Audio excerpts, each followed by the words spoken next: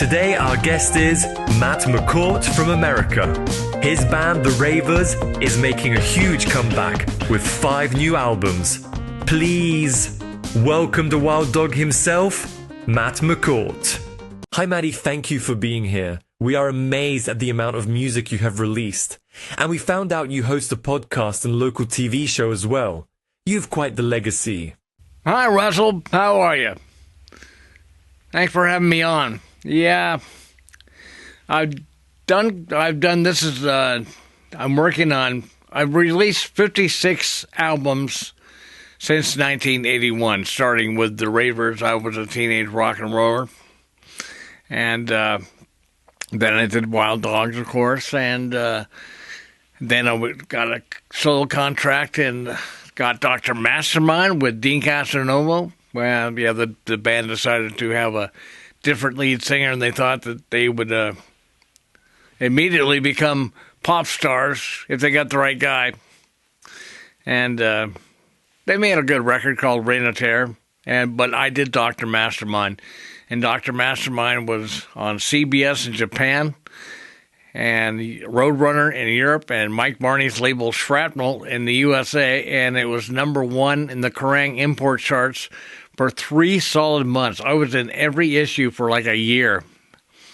It was great. The podcast?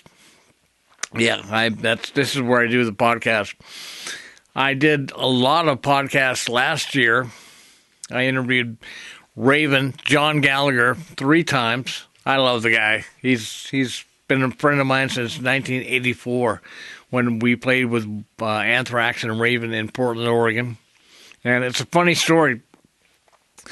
We're across the street at the bar before sound check, and he comes in, and we'd already met. He goes, what's good to drink here? And I go, and my friend John Donnelly had said, he just made a joke, if I ever have a bar, I'm going to have a drink called Bunch of Booze. And so John says, oh, have that drink called Bunch of Booze. It's got everything. And so he orders one, and the place goes, really, it was laughing. And anyway, John says, let's go do the sound check. We go across the street to the Starry Night Club, about a 1,500-seat theater. And we walk in, and he goes, where's the loo? Where's the bathroom? Oh, I don't have to tell you. You know what that means. And anyway, we go in, and this is a rare bathroom that has doors on the sit-down stalls, because usually in a men's room, there are no doors where you go take a shit. And he walks in, sits down, and I go, I mean, I can always do something in the bathroom. I love to pee. No batteries required. And so we sit down, and we continue our conversation for like the whole time that we are taking care of business. And I said, this guy is going to be my friend for life. And 45 years later, here we are. Anyway, I've interviewed a band called Acid Bait from Germany. I've interviewed Stone Cold Black, and Iron Maiden's sound guy was at Korea Black's house at the time. It was cool. I met these guys in Germany, in Hamburg. In fact, in 2009, they had me back to play at a festival. They said, you're coming to Germany. I go, no, I don't have a ticket. We got you a ticket. You're going to play at a festival. I go, I don't have a band that can do it right now. We weren't prepared. We weren't prepared. And I had a stroke, and so my mouth's kind of funny. It blew my eyes out. I can barely see, and I have a hard time talking, but I do my best. And so I interviewed Marco van Empel. I love that guy. He's from the Netherlands, from Tilburg. He has a record label. I interviewed Pat Johnson, the photographer that took the Dr. Mastermind photo and the Man's Best Friend cover and a million other pictures. He had a book out because he's taking pictures of everybody. He took the picture of Iggy Pop in Detroit when he had peanut butter smeared on him. And he's taking pictures of presidents. He said the nicest guy he met was Michael Jackson.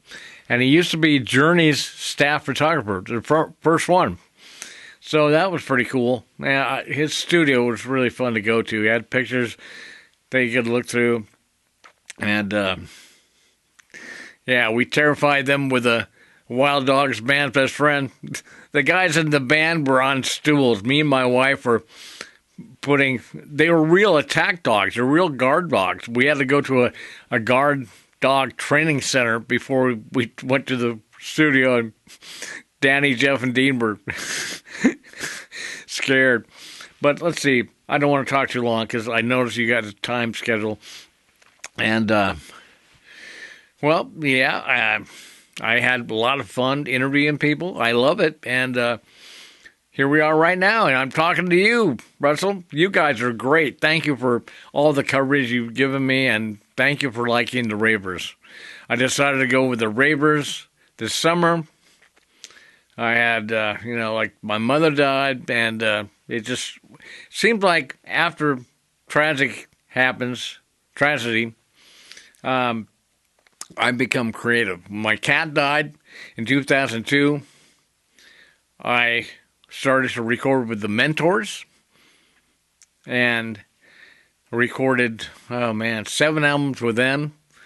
And I ended up doing 19 albums at Bryce Van Patten. Hi, Bryce, if you're watching. His studio, he played drums. He'd have me come over. I would write songs. We'd run through them, record them, give me the tracks. I'd take them home, put them in my studio, and I'd finish them. And I did that every week for a few years. It was really great. And, here we are. You were the founder and lead singer of the Wild Dogs, a heavy metal group in 1982, and released 3 albums. This was after the first Ravers album. I was a teenage rock and roller. That band had Jay Reynolds from Malice, right? The Wild Dogs, it was never really supposed to be a band. Mick Zane, the guitar player, called me up and said, "Hey, we need a bass player. Can you come and play bass?" And I said, "Sure." And the band that he had was Jeff Mark, the guitar player in Wild Dogs, and Pete Holmes, the drummer who was with Black and Blue. He's played with Rat and Michael Schenker, and I forget who else, but those are the 2 big ones.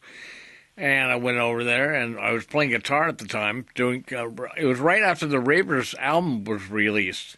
But the drummer had shot somebody on a TriMet bus, the local transit thing, and he was in jail.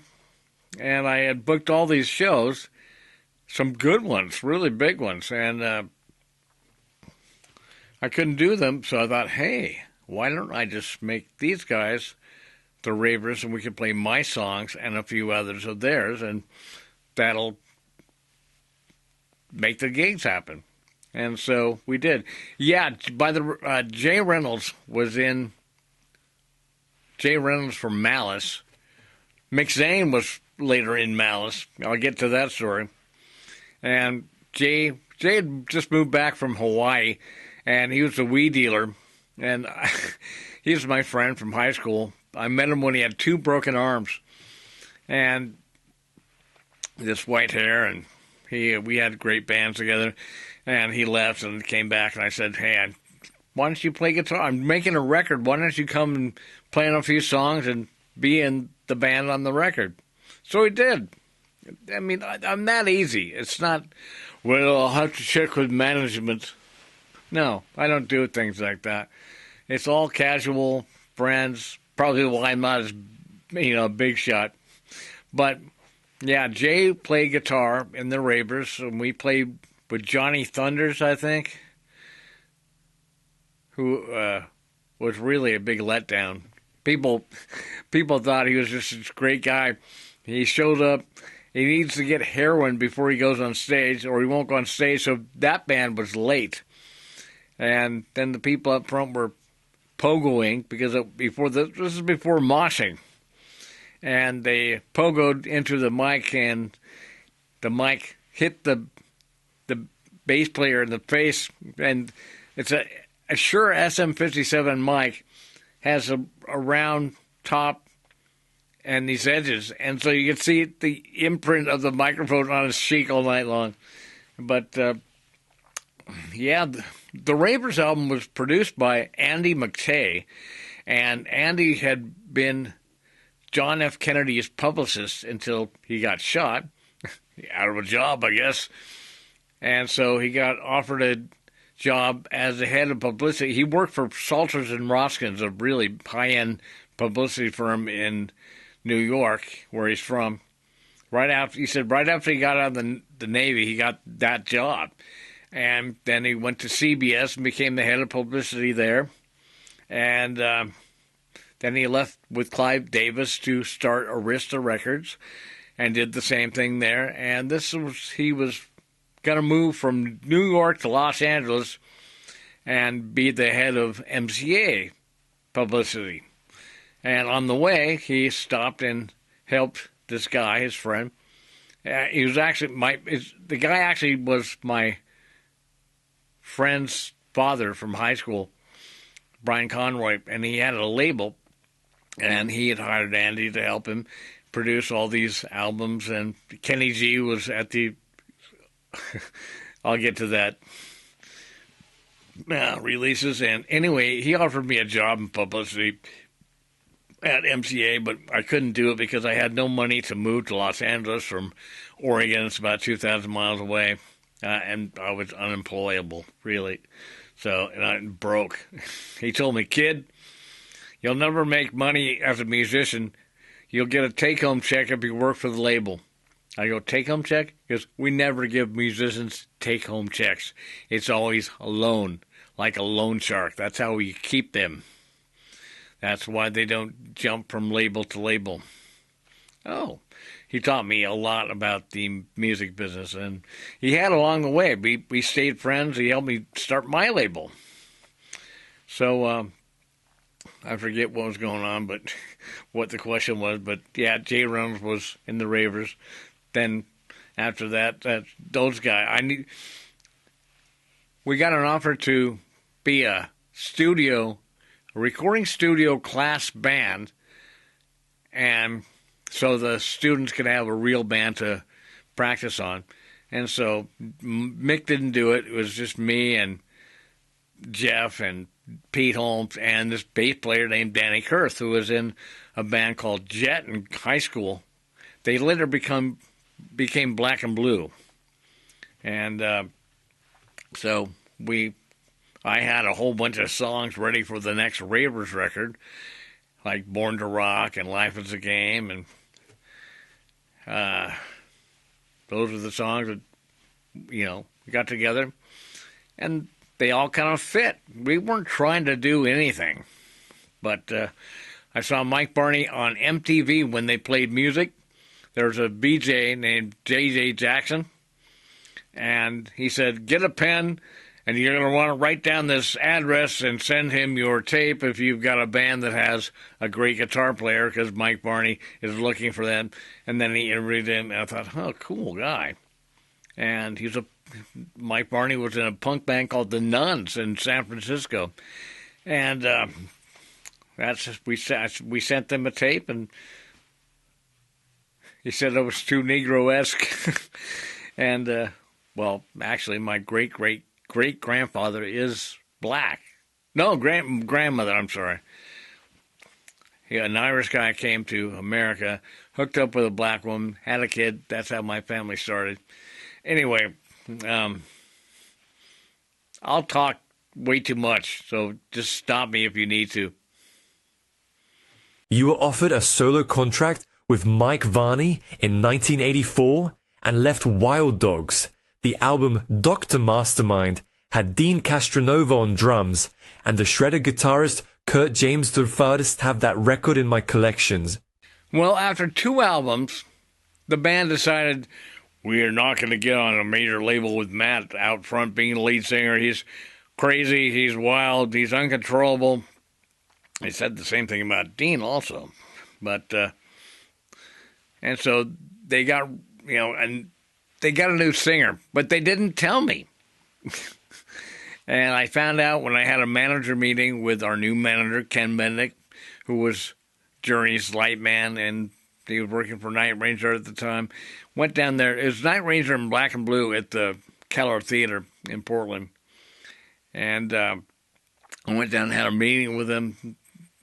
The first day was a 2-day gig.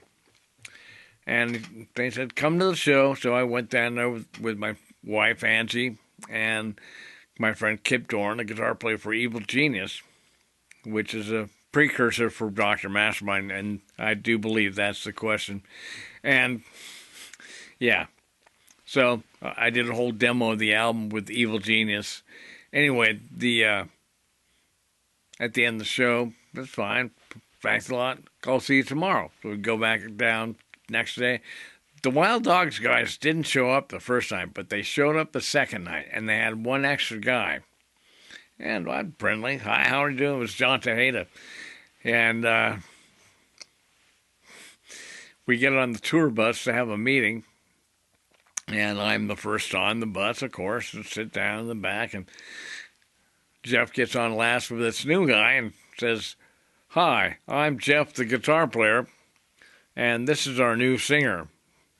And I go, what? That's a good joke, Jeff. He goes, no. And so that's how I found out. I said, well, I guess I don't need to be here then. And me and Angie took off. There's a place called Bar. They have them all over the world. We went down to that one and had a few drinks. And I've been playing with Evil Genius because the band at practice didn't take anything serious. And I thought if I just bring finished songs, that'd be a lot easier. So that's why I recorded all those songs. So we decided to make that a band. And from that, Mike Varney loved the songs. But he said, man, I've got so many killer guitar players like Yngwie, Paul Gilbert. This is before they really had made a huge name.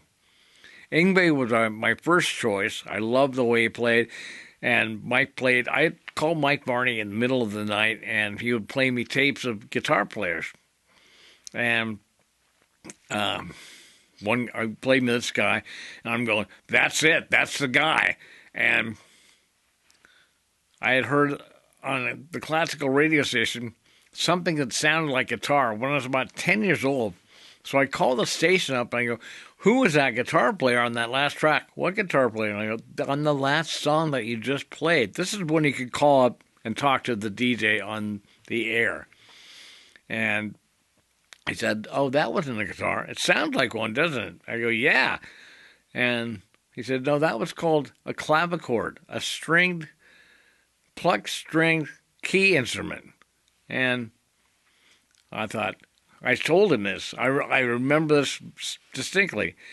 The next guitar player that can learn to do that stuff will be the next big-time guitar player. And, 14 years later, bingo, there's I go, that's the guy. Get him. Where is he? He's in Sweden. I go, it's worth it to bring him here. So he did, and got him into Steeler. And that connection has a significance. So Yngwie wasn't available to do the record for like 12 or 14 months. The next guy he sent me and hooked me up with was Paul Gilbert, who didn't live in L.A. He lived in Pennsylvania at the time. He was like 15. He was amazing, too. That just didn't gel. And although he has a great sense of humor, it just was not in sync with me. And, I have a funny story about Mr. Big. I'll save you that. And so Mike Varney says, how about the guy that replaced Yngwie in Steeler? His name is Kurt James. And it turns out that his mom lived just up in Vancouver. He lived in Costa Mesa, California. And so I thought, wow. And he turned out to be the guy. And so I wrote all the lead tracks with classical passages in mind, and it worked out. Mike says, "Can you get Dean Casanova to play drums?" I go, "I think so, because we're friends." And he goes, I said, "Can you get him a gig playing on the sessions?" He said, "Well, he doesn't live here." I go, "Well, make it worth his while, and I'll see if I can make that happen." And I did. And with my budget of Dr. Mastermind, we moved Dean to the Bay Area, and he became the session drummer for Shrapnel Records and Tony McAlpine's band. And that's where he met Pat English and got hired by Neil Sean and took off like a rocket, man. I knew once somebody saw it, he would just be, big time. I knew that from the time. Jay and I and Kip went to go see him at a club in 1981, and he just blew me away. He was playing UFO Shoot Shoot with double bass and singing the whole set. And we became friends that night, and I gave him the Wild Dogs demo, and I go, "This is what I do." And never thought he'd play with me. And about 6 months later, he called. We did the Malice demo the week later. And then I get a call about 4 or 5 months later and goes, "Hey, man, can I come up and try out for Wild Dogs?" I go, "Sure." And he came up, and Jamie St. James was playing with us at the time, Black and Blues singer, who's a great drummer. And he comes up, Dean does, sits down at the kit, and totally destroyed the kit, the cymbals, the sticks, broke the kick drum foot pedal in half, and broke the drum head, the kick drum head, all in 5 songs. And he goes, "I gotta go, man." And so he leaves, and I go, "What do you think?" And Jeff, the guitar player, said, "He's fat, he's overplays, he plays too loud, he's just a kid, and he's not serious." I go, "I can't think of anything bad about any of that stuff." And the bass player, Danny, that's where we practiced at his parents' house, he's just staring at this pile of rubble that used to be a pristine Ludwig drum set, thinking how I'm going to tell Jamie about his drums. They had moved to L.A., so I forced him in the band. Anyway, Dr. Mastermind came out. It was, like I said, big hit, but nobody takes me serious, and nobody will book that band. They only want to book Wild Dogs. And Dr. Mastermind sold so much more. They tell me, "Oh, that isn't a real band." I go, "With the real Wild Dogs was only together 3 years." Anyway, sorry.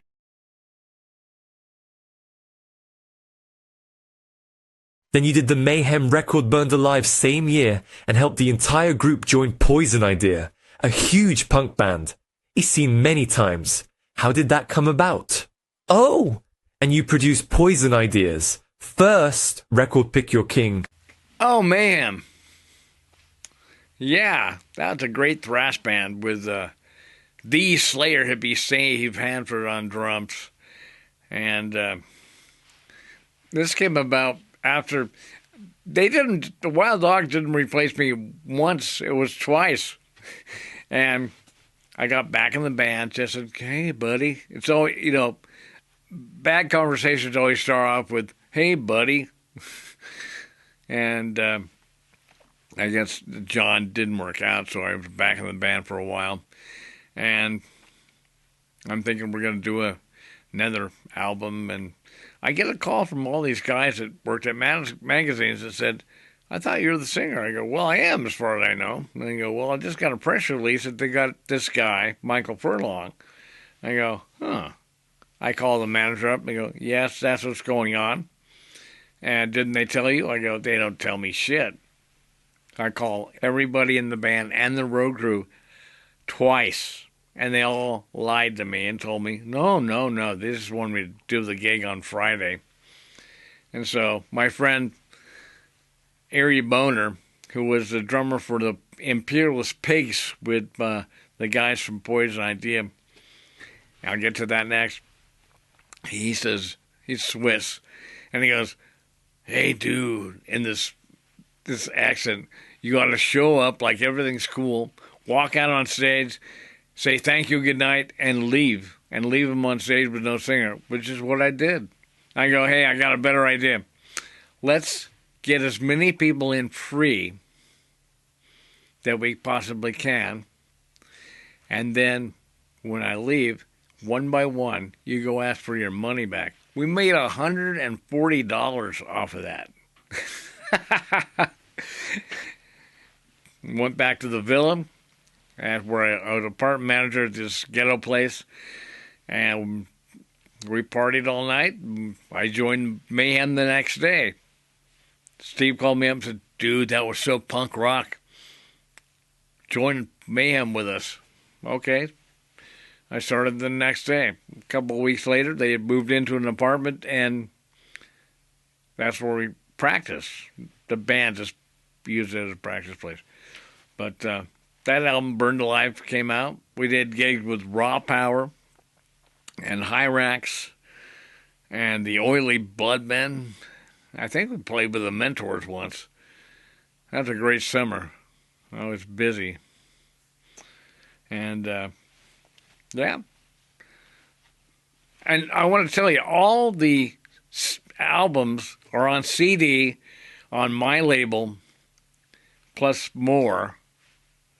All the original ones, and then all the ones I've done since then. And when my distributor quit handling physical products like CDs and tapes, they're all on Spotify, and all the rest of them are, and every download site. And am I wearing you out, Russell? You're very patient. Thank you so much for having me on Music Hub. Go Music Hub, yeah. I'd like to get to London someday. Hopefully. I don't have a band going right now. Drummers are actually sending me tracks, and then I record the songs for those. But I'd love to come to London. Everything I love about music comes from England. The Beatles, Humble Pie, Led Zeppelin, the Rolling Stones, Motorhead. I interviewed Motorhead. I also have a cable access show, and I would go to concerts and on the bands were on tour and shoot the show and put them on cable access TV, cable TV. So a lot of these kids that were too young to go to concerts would say, hey, I saw those guys on your show. Thank you for doing that. And Lemmy, I interviewed him once and shot the band twice. That guy was the best ever. And after the first time, I'm down in the dressing room, and after the show, there's all these people around, and my friend, the Clown Prince, the singer, and that's his name. And he says, Matt, you should ask Lemmy to sign your laminate. I go, you mean laminate? And I hear the slap behind me, and he goes, yeah. And I go, I don't want to bug him. He let me play his bass at the sound check and cut me off when I was playing Ace of Spades. He goes, anything but that song. So I played the villa, and the drum tech, that day was so great. It's on my YouTube channel. Mickey D knew Dean from being a Sonar drum artist, and they used to do clinics together. And the drum tech, Vito DeVito, was in a band with Kurt James, I think called Empire. And he knew the song that I was playing. He was on the drums, so we jammed to it. And let me just hit it up. He told me stories about Jimi Hendrix and seeing the Beatles before they had a record, and I was just in heaven, man. All the good stuff came from there. And I am a diehard Oasis fan. I love Oasis. That's my daily music, actually. Really. I think Liam's voice is great, and Noel Gallagher. And, man, they have Ringo's Kid on drums on some things. It's awesome. But, yeah. Yeah, England is the place. And so, Poison Idea. Speaking of England, I hooked up. I taught Tom Pig Champion, how to play guitar. He was a roadie in a band that I had in 1978, and he had all these guitars from dealing drugs. And I said, "You should play these things." So I taught him how to play guitar, and he picked up on that really fast. I'm in the movie, the Legacy of Dysfunction, the documentary on Poison Idea. I'm also in the Kings of Sleaze movie about the Mentors, as I did quite a few, like a couple of years recording with them, and even went to Holland and recorded at this studio with Heathen Scum and members of a band called Hammerhawk, who was like the Dutch Motorhead. But, I could talk forever, so I'm sorry. But that's how oh yeah, and I produced Poison Ideas Pick Your King EP at the same studio we did the first Wild Dogs album. And then I hooked him up with Mike Varney to get the record pressed up, and bingo. I don't withhold anything. If you know somebody, help them out. That's just me.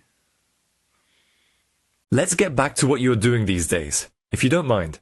The releases so far are Alien Camouflage, Midnight Afternoon, Heavy Metal Rock and Roll, and Psychedelic Sunday, and have finished another album. What is this one called? Yes.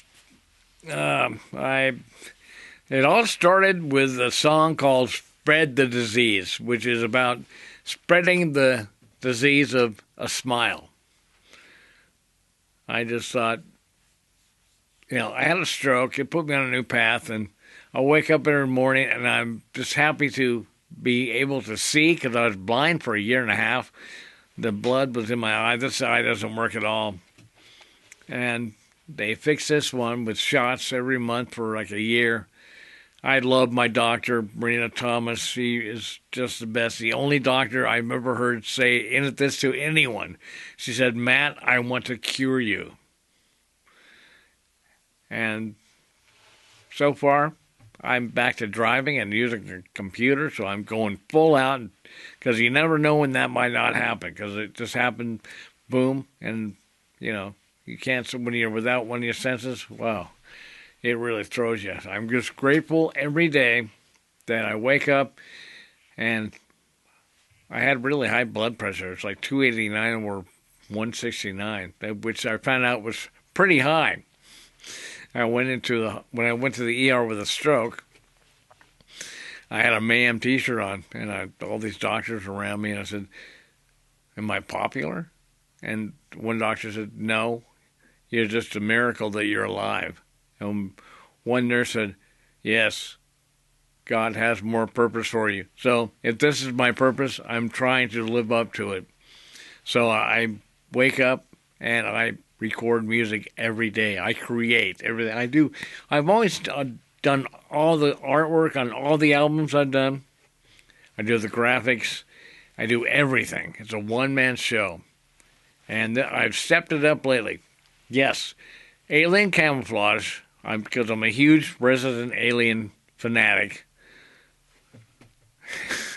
I love Alan Tudyk, and I love Sarah Tomko. They're there. If you haven't seen the show, it's really great. And so, Alien Camouflage, and that's the first one. And then I came up with Midnight Afternoon, which features my cat, Misha, in the moon. That cat, I had him talk.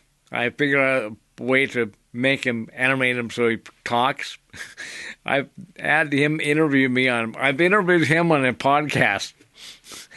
And, yeah, I do comedy too. I was a stand-up comedian. You miss that.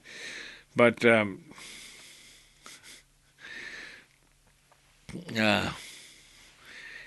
Alien Camouflage, Midnight Afternoon, heavy metal rock and roll, and the cover picture is a shot from when Wild Dogs, the third generation, was playing with Great White, and that was a great show.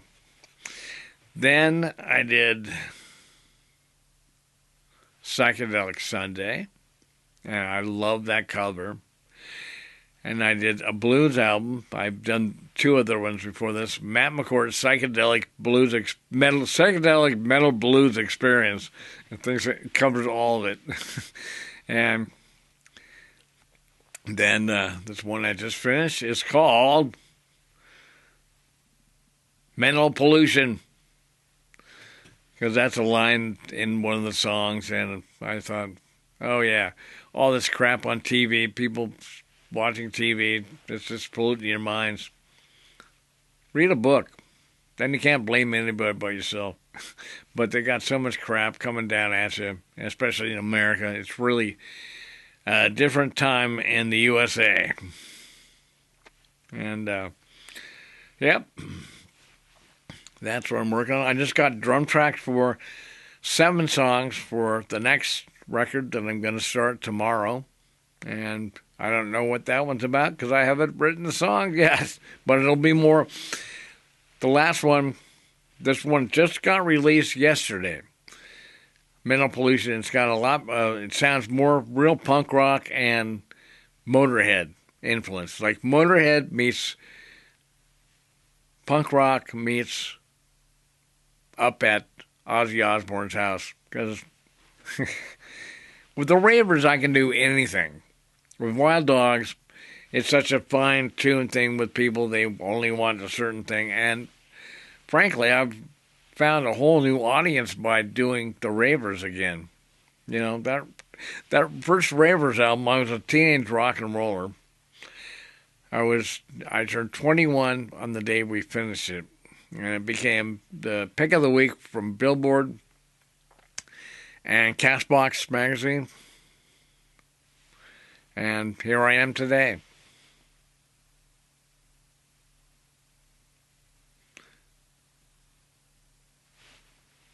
Thank you, Russell. I really appreciate you having me on, and you are such a great friend. I thank you so much, and thank all the rest of the people that introduced my songs. And so until next time, I'll be the guy that looks like me, and I'll make some more music. Thank you, and visit usmetal.com for more. And I sell my CDs at eBay if you're interested. Yeah, there's a lot of stuff. I release everything. Okay? We'll talk to you next time. Bye.